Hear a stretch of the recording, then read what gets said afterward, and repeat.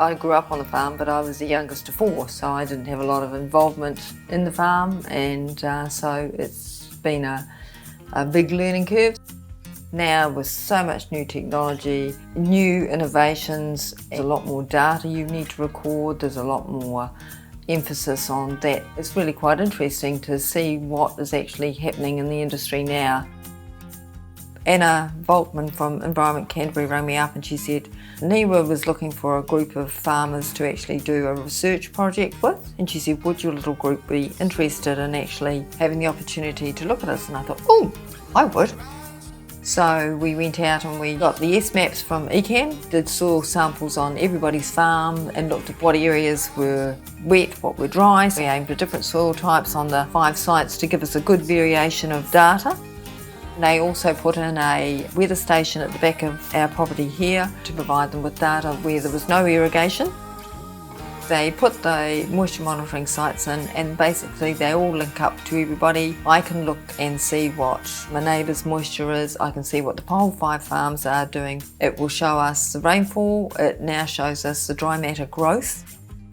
As I do the allocation of the group water and any restrictions, I have to organise that each day. It's absolutely brilliant because I have the flow of the Cuss main drain on the website from NIWA. I can see exactly where it's going to head. Also have the opportunity to actually see how everybody's sitting with the moisture on their paddocks. And if somebody's a little bit dry, maybe I need to actually give a little bit more water to them, or if everybody's sitting very similar, then I know I've actually got it actually right. So it's actually very accurate. Not only get today's moisture amount, but they also do a future so that you can actually see what you're going to be in another week's time, which is a huge benefit for when you're scheduling your irrigation, because you can actually see then, in another week's time, I'm going to be at this level. I can start planning for what I need to do.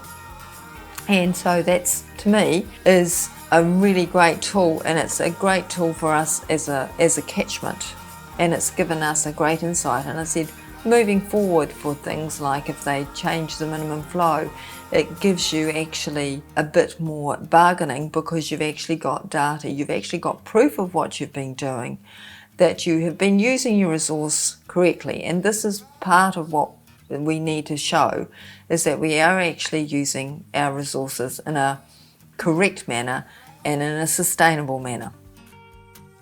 Our herd is a sire-proving herd with LIC, so we actually use new genetics which are DNA tested with LIC, so we get to trial those, and that's all about keeping your records right.